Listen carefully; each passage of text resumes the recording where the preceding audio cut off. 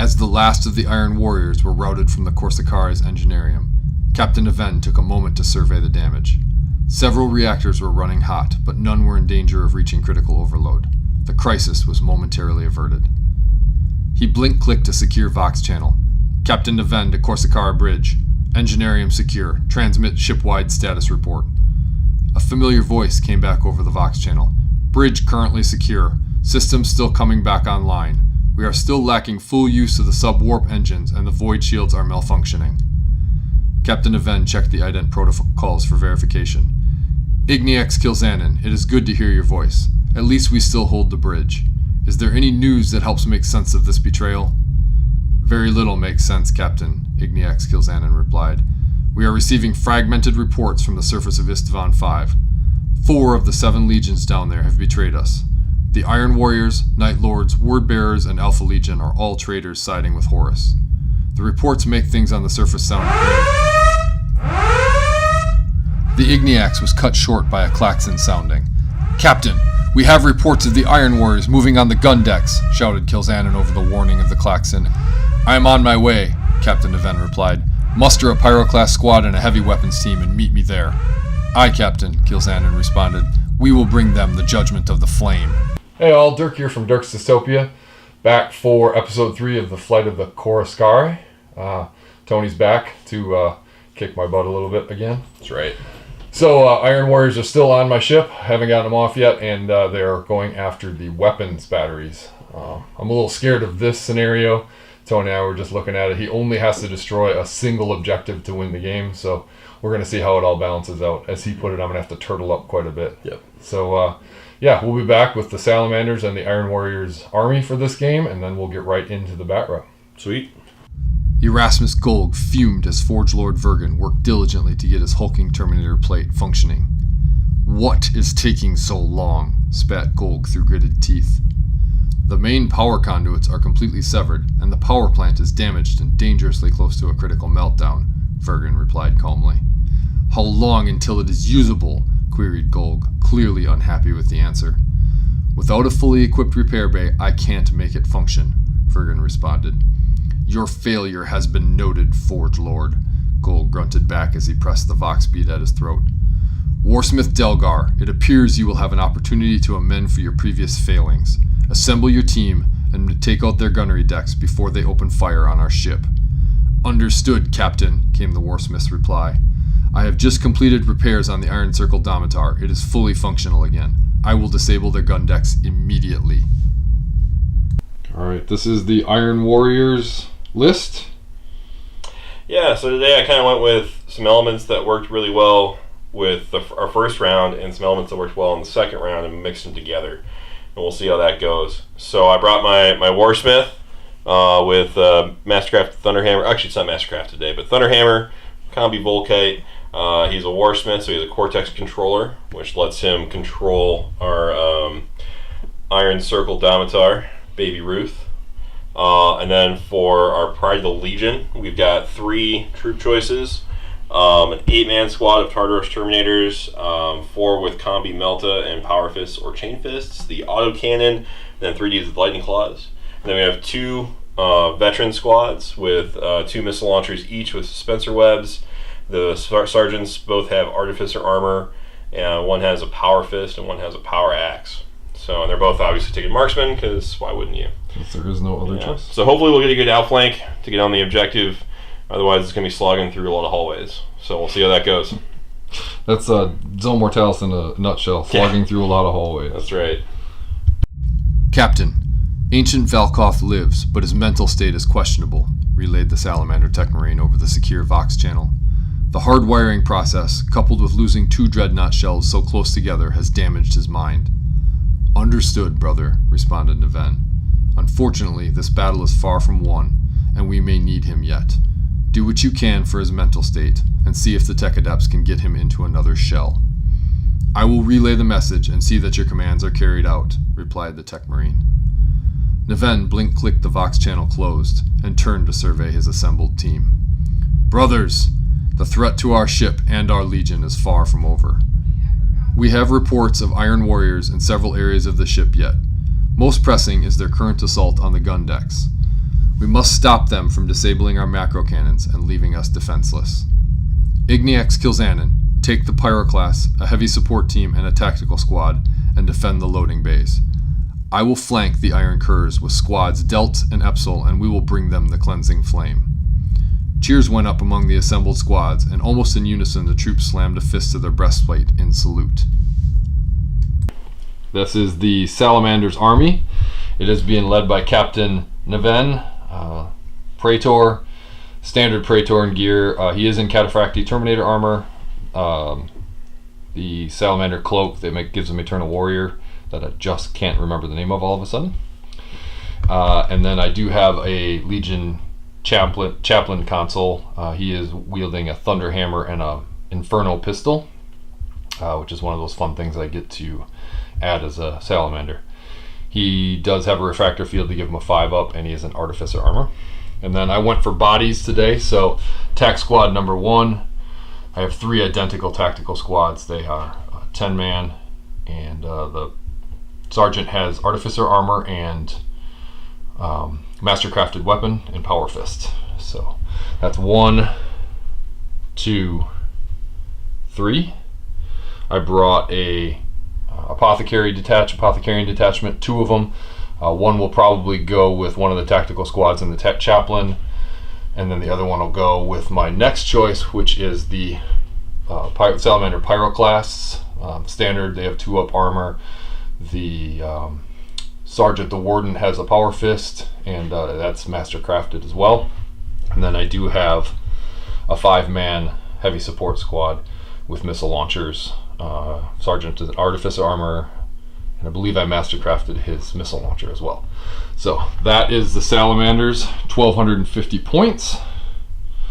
Lots of bodies. We'll see if it works out this time, and we'll be back. Iron Warriors moved quickly to take up assault positions on the gun decks. Their goal was clearly to disable the systems, but not do permanent damage. Veteran squads Octum and Novum flanked the loading bay and hit them from behind. Sergeant Korik, take your Terminators up the right flank. I'll take the Domitar and hit them from the left. Iron within, Warsmith Delgor ordered over the Voxnet. Iron without, came the reply from the squad sergeants. We're going to take a look at the battlefield. So this is kind of the far back view of the whole thing.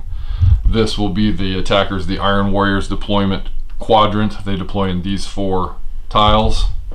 And then we've chosen my defender area, these 4 quadrants. The objective, the one and only single objective, is these 4 tiles. So essentially 1 hit, strength 11, or armor value 11, 4 up invuln from range, and it is destroyed, and that is the attacker's game. So I'm going to have to do some jockeying around in these positions over here to try and keep him off of that, and if he gets a lucky outflank to come in off of this side, that could be tricky. So we'll see how that goes. Other than that, we'll come back. Iron Warriors did win, or I technically won the roll off to go first, and I'm letting the Iron Warriors go first because I need him to come to me. So that's it. We'll be back with deployment in the game. All right, so wrecking mission, weapons batteries. This is deployment. Salamanders are clustered up around their objective. Pyro class with their apothecary right in front there, trying to get an angle to get over to that door and just kind of stand around the corner and wait for somebody to come into view. Tac squad with chaplain and the other apothecary back here. They're gonna head into the room and try and post up and be ready to go. And then a 5-man missile launcher squad, they're heading for that corner there, and then they'll have a line of sight down there and then back down this long hallway. For the Iron Warriors, we've got the Iron Circle and the Warsmith. They've got an angle to come down through that door. And then the Tartaros are all there. So they actually have a fairly short trip down and around. So this could get dicey quick, but the first couple turns might be a little slow. So that is deployment. Move down that hallway and get to the door, Sergeant Korik ordered his squad. The schematics indicate the loading elevator is just around the corner. The squad moved as quickly as possible while still covering all angles, fearing a salamander ambush around every turn. Elsewhere in the loading bay, Warsmith Delgar and his Iron Circle bodyguard, designated RUTH-1ZA, crashed into a door, smashing it aside with ease. Down the hallway, past the wreck door, they spotted a Salamander heavy support squad, clearly caught by surprise. Iron Warriors Turn 1 summary. The Warsmith and the Iron Circle charged down the hallway, smashed into the door, and just ripped it out of the socket. Barely stood a chance. And the Tartaros Terminators are motivated. They started back in that little alleyway right there, and they just booked it up there, heading for that door and around the corner here. So that is Iron Warriors Turn 1. Quick survey of the battlefield. Not much has changed. Quickly overcoming their shock at the door being ripped open, the heavy support team moved away from the Warsmith and his hulking bodyguard, seeking a better position and support from the tactical squad. Igniax Kil'jaeden surveyed the empty passageway and opened up a Vox channel. All teams on the gun deck converge on loading bay Gamma 13. There has been an Iron Warrior breach. He moved his tactical squad through the nearby door and into the loading bay, taking up position to see down the hallway the Warsmith was threatening. Warden Tizen, take your pyroclast up to the passage intersection and cover that quadrant, Kil'jaeden ordered. Aye, Igniax, it will be done, responded the pyroclast warden as he and his team moved into position. Salamanders Turn 2 summary. The missile launchers decided that discretion was the better part of valor and moved away from the Iron Circle to hopefully post up and get all the shots. The tactical squad moved in, and then the pyroclast moved in and ran. Everybody did run. There was no shooting. That's that. Squads Octum and Novum, flank them now while their attention is on me, ordered Warsmith Delgar over a secure Vox channel. Aye, Warsmith, the squad sergeants replied, moving into position now. As the Iron Warriors flooded into the passageway, they opened up with bolter and missiles, felling 2 members of the Salamander tactical squad and obliterating a blast door. The Iron Warrior Terminator squad continued to move up the corridor towards the last blast door that blocked their progress into the loading bay. Wait until we get close to the door to blow. Sergeant Korik was cut off as his autocannon-wielding squad mate lost his patience and opened up on the door, blasting it out of its tracks with a loud crash. Idiot! Sergeant Korik spat out. There goes the element of surprise. The heavy gunner shrugged. We are in full battle plate, not recon armor. We don't need to sneak. Iron Warriors Turn 2 turn summary. This is what it looks like. Tactical squads, or veteran tactical squads, came in from the back. They fired missile launchers and bolters down, took out 2 Marines. The apothecary was doing his job. He kept quite a few alive. The other tactical squad came on here and missiled that door. Tartaros, way on the other side of that wall, shot the door out. So that's gone. And Warsmith and the Iron Circle moved up. That is where we're at right now.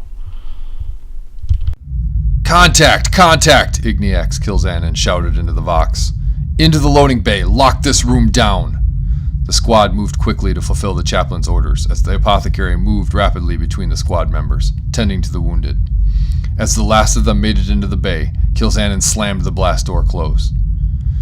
This is squads Delt and Epsil. We have the Iron Warriors in sight, and we will eliminate the threat to the gun deck, the sergeant of Squad Epsil relayed over the Voxnet. Even through the thick blast doors, Kil'jaeden heard the massive thunder of bolt guns as both squads opened up on full auto. We have eliminated the heavy weapons threat from the first squad, moving into position to wipe them out and move on to the second. The sergeant followed up as the reverberations from the bolter fire died down. What do I do now? Salamanders Turn 2 turn summary. So my tactical squads walked on the board from here and here, opened up in the crossfire and took out 5 of the veteran tacticals here, including the 2 missile launchers, which makes me feel infinitesimally better. They've moved up and kind of stepped around to try and take out some of the, keep him from charging the missile launchers who have yet to fire. Pyroclast jockeyed up here for position, waiting for the Tartaros to come around the corner. That is my turn. The depleted squad Novum moved into position to delay the newly arrived Salamander squads, and opened up on them, killing 2 legionaries with deadly accurate bolter fire. Squad Octum moved down the passageway and tore out the last blast door between them and the loading bay. The Terminators moved into the loading bay at a dead run, attempting to make up for the loss of surprise with sheer brutality. On the other side of the loading bay, Warsmith Delgar and his bodyguard Damatar charged down the passageway and crashed into the tactical squad led by Igniax Kilzanin. "Send your best to face me," challenged Delgar through his vox emitter. Sergeant Stask stepped forward. "I've got this, Igniax. We need your Thunderhammer to handle that Damatar." As Stask stepped up, the Warsmith swung his hammer faster than Stask thought possible. In the blink of an eye, he smashed 2 legionaries and caved in Stask's breastplate. Warning runes flashed across his visor as his armor tried desperately to keep up with the massive trauma Delgar had inflicted on him. As his vision began to fade, Thask clumsily ducked under another vicious swing from the Thunderhammer. "For Vulcan and Nocturne," gasped Sergeant Stask as he diverted the last of the energy coursing through his failing battle plate into his power fist. The last thing he was able to acknowledge in his fading consciousness was his massive fist closing on the Warsmith's helmet and crushing it completely. All right. Iron Warriors turn 3 turn summary. We have Tartaros came around the corner. They're staring down the Pyroclasts, who are about to have some fun. Mm-hmm. The one chance of fun they have. The Iron Circle and the Praetor, Warsmith, charge into this tack squad. If you look closely, you may notice that there is not actually a Praetor in combat here. He took a power fist to the face, and sorry, he took him down with him. He took 3 guys down with him, but I doubled him out with the power fist. These guys came through, charged that door, blew it open as expected, and then these guys are playing speed bump. They stepped back, took some pot shots, killed 2 Marines actually, and so that is where we're at here, going into Salamanders turn 3. Yep. Squads Delt and Epsil took up position to get better angles on the remains of the Iron Warrior veteran squad and opened up on them, cutting down 2 legionaries. Squad Epsil charged in and took out 1 more of Squad Novum before they retaliated and felled 2 members of Squad Epsil. The Salamander heavy support team tried to move into a better position. They managed to fire 2 missiles at Squad Octum, turning the sergeant into a splatter of gore and scattered chunks of ceramite. Igniax Kilzanin and his squad tried desperately to get through the thick armor of the Damatar construct, to no avail. The Damatar in turn smashed another member of the squad, causing wounds so grievous that there was nothing the apothecary could do but harvest the legionary's gene seed. On the other side of the loading bay, things were faring a bit better. "Switch flame projectors to focused mode," Warden Tizen ordered. "Open fire. Cleanse them." White hot beams lanced out from the heavily modified flamethrowers, spearing through 2 of the Terminators and slaying them instantly. "Press the advantage. Bring them down," the Warden bellowed as his squad surged forward and smashed into the Terminators. All became a swirling clash of weapons, lost in the drifting ash.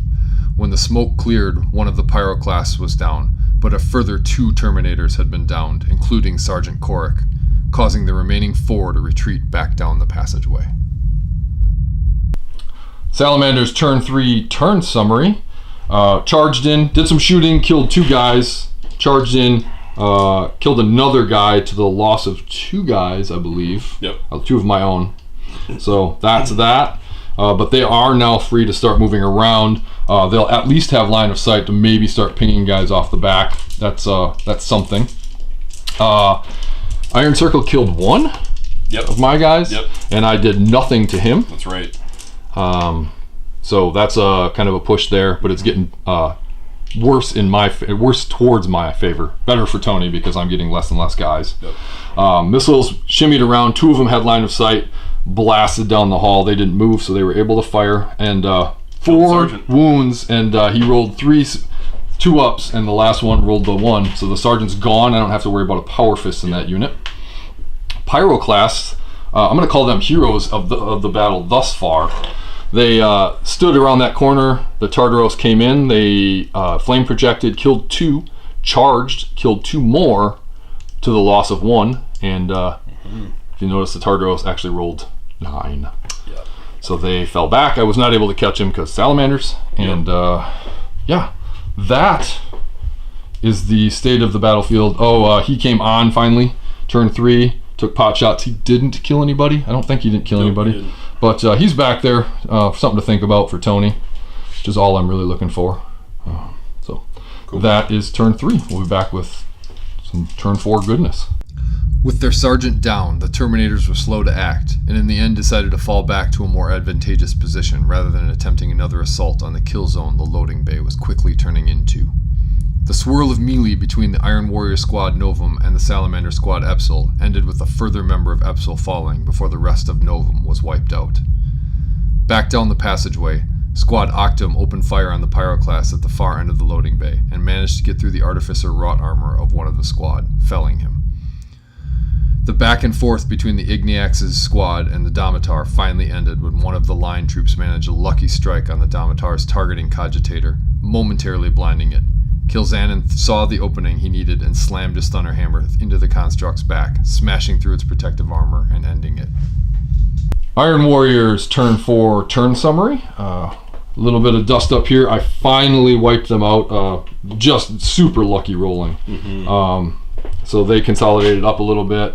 They have blasted through the door and moved in. Their shooting was lackluster. Yeah, I should have gone for Missile Squad. Yeah, they came at here. You did kill one. Killed one. One Pyroclast, which is kind of a big deal, but maybe not big enough. Would have been better if I killed 2. Yeah. And then that's the end of that. Oh, and the Iron Circle Domitar was right there. Amazingly enough, one of the line troops snuck a hit in, dropping him to 1, and then Chaplain finished him off. The Igniax Chaplain finished him off, so that pulled us, Tony thinks, into the lead. I'm still thinking we could push here, but we'll see. We'll see what happens in Salamander's turn 4. Yep. All units on me. We need to remove that Iron Warrior tactical squad from the loading bay before they can get an angle on the munitions elevator, directed Captain Deven. The loading bay and surrounding passages were suddenly blanketed in a din as bolters and missile launchers opened up on the squad, felling several of them. As the cacophony started to die down, the Salamanders didn't hesitate or wait for an order. They charged in, wiping out the rest of the squad in a swirl of chain blades and thunder hammers. The 2 remaining Terminators decided to retreat and regroup rather than suicidally charge into the loading bay. The gun decks are ours, Captain Deven stated, but the ship is not out of harm's way yet. We must clean the iron filth from our vessel and see what we can do to aid our Primarch. Salamander's turn 4 turn summary.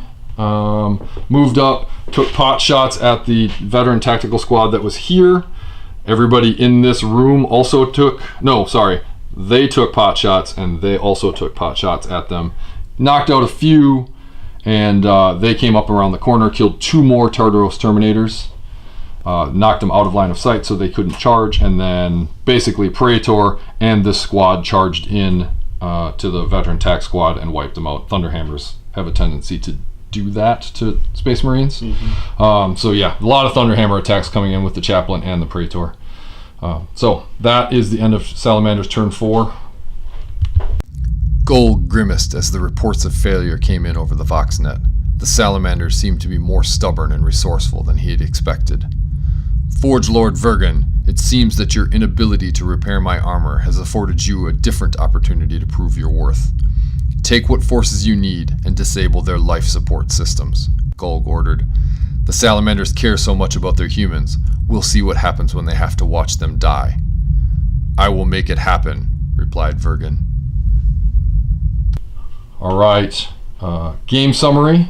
Tony has conceded, and I don't blame him. This is what he has left on the board. 2 Tartaros Terminators who are currently fleeing, broken. So that is a lot of green left on the board. Yep. We had a bit of a discussion.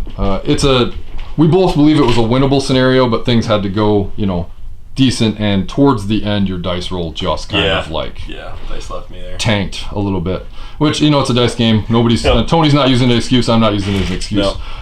So that is the end of the game. It is a Salamander's victory, pretty resoundingly, actually, probably the most resounding victory I've had since we started this campaign. I got Warlord, First Blood, and the objective here is still alive. So and if you didn't concede, it would probably be game because you would be wiped out, right? So that's game there. Episode 4 will be probably life support systems, I think. So we'll take a look at that one. That was a little different. It's D6 plus 2 objectives, so there's a fair amount of things. Cool. So yeah, we'll be back briefly with sit down and chat about the game and how it went and what we thought. All right, we're back post game. Spoiler alert: it was a Salamander victory. Yeah. Tony fought hard. I didn't think it was going to go that well for me, and then at one point it felt just like a tipping point, and then it was just things stacked on top of each other. So what did you think of the game? Oh, that was great. I made a couple mistakes. I just wasn't quite fast enough to get into like kind of the main room, Right. with all my forces. But no, I mean, it was a really winnable scenario. The main mistake was not charging the door. If I shot the autocannon on kind of a whim, and it actually worked. Yeah. Yep. And that, as soon as it happened, I was like, oh, that was a mistake. Because it cost me 5-6 inches. Yeah, it cost me 5-6 inches, which would have next turn gotten me, in. Like, that was what I needed to do, was use the doors as slingshots, Right. to cover distance. Right. With all the hallways, I needed to move faster. Yeah. Which, to be fair, like my Iron Warriors in general are not a speed Fast. force. Right.